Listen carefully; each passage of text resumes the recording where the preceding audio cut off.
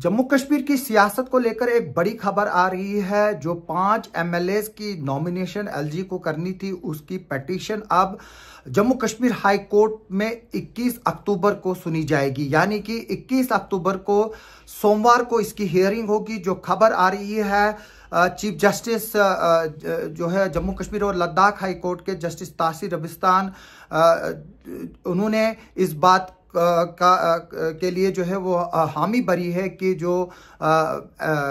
MLA की nomination को लेकर पिटीशन फाइल की है रविंद्र कुमार शर्मा, जो कि खुद एक वकील है और चीफ स्पोक्स पर्सन है कांग्रेस के और साबका एमएलसी भी रहे हैं। उन्होंने जो प्ली सुप्रीम कोर्ट में फाइल की थी, जहां पर सुप्रीम कोर्ट ने पिटिशनर रविंद्र कुमार शर्मा को डायरेक्शंस दी थी कि वो जम्मू कश्मीर हाई कोर्ट में पहले इस मामले को ले जाए, फिर अगर वहां नहीं होता है कुछ तो उसके बाद वो सुप्रीम कोर्ट में आए। इस पर जस्टिस तासीर रबिस्तान ने इस अब हामी भरी है कि वो इसके लिए बेंच कॉन्स्टिट्यूट करेंगे, जिसकी जो हियरिंग है वो 21 अक्टूबर को यानी कि सोमवार को होगी। मैं बता दूं कि जो पब्लिक इंटरेस्ट लिटिगेशन जो फाइल की थी, जिसमें 5 एमएलए नॉमिनेट करने थे एलजी को, जिसमें 2 वुमेन हैं, 2 कश्मीरी पंडित हैं, जिसमें एक औरत होगी, और उसके अलावा वेस्ट पाक रिफ्यूजीज में भी जो है एक एमएलए को रिप्रेजेंटेशन देनी थी। इस पर जो पिटिशनर जिसने ये पीआईएल फाइल की यानी कि रविंद्र कुमार शर्मा, उनके जो कौंसल है डीके खजूरिया, और उन्होंने चीफ जस्टिस के सामने जो है ये मैटर लाया और रिक्वेस्ट की कि इसमें जो है मामले में जल्द से जल्द जो है वो सुनवाई की जाए। और इसमें ये प्ली ली गई है कि जो रीऑर्गेनाइजेशन एक्ट 2019 में जो अमेंड किया गया है सेक्शन 15 दिसंबर 2023 में, जिसमें लेफ्टिनेंट गवर्नर को एम्पावर किया गया है 5 एमएलए को नॉमिनेट करने के लिए। और इसमें जो पिटिशनर है उसका ये कहना है कि जो लेफ्टिनेंट गवर्नर को चाहिए कि वो इसमें जो है वो एड और एडवाइस जो है वो काउंसिल ऑफ मिनिस्टर्स ले बिफोर मेकिंग इस तरह की जो है वो नॉमिनेशन के से पहले, और उसको करार दिया है कि ये एक अल्ट्रा वायरस होगा बेसिक स्पिरिट और स्ट्रक्चर ऑफ कॉन्स्टिट्यूशन के लिए। यानी कि जो पिटिशनर है उसका इस पिटिशन में ये कहना है कि अगर एलजी ये नॉमिनेट करता है तो जो बेसिक स्ट्रक्चर होता है डेमोक्रेसी का, यानी कि जो एक इलेक्टेड रिप्रेजेंटेटिव गवर्नमेंट जो है उसको जो है वो कहीं ना कहीं जख्म पहुंचाता है। मैं बताऊंगा कि इसमें जो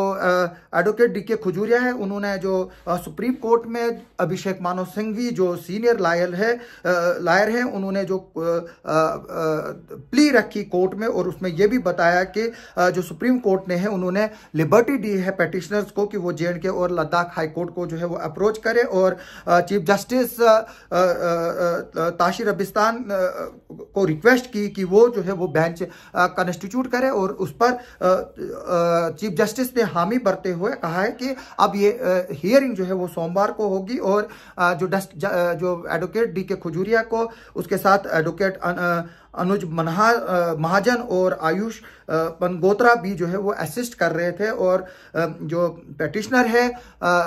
रविंद्र कुमार शर्मा, उन्होंने ये पिटिशन जो है वो 8 अक्टूबर को फाइल की थी, जिस दिन रिजल्ट आने थे, क्योंकि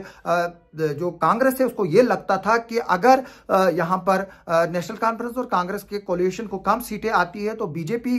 इन नॉमिनेशन के जरिए यहाँ पर हुकूमत में जो है वो असर डालेगी और 5 एमएलए को नॉमिनेट करके यहाँ की गवर्नमेंट पर जो है वो एक तरह से कब्जा करेगी। लेकिन फिर जब बाद में बीजेपी जो है वो काफी पीछे रह गई और कांग्रेस एनसी अलायंस को एब्सोल्यूट मेजॉरिटी से काफी ज्यादा सीटें आई, तो फिर उसके बाद ये मामला जो है वो बाद में 14 अक्टूबर को सुना गया है कोर्ट में। और अब यहाँ पर जो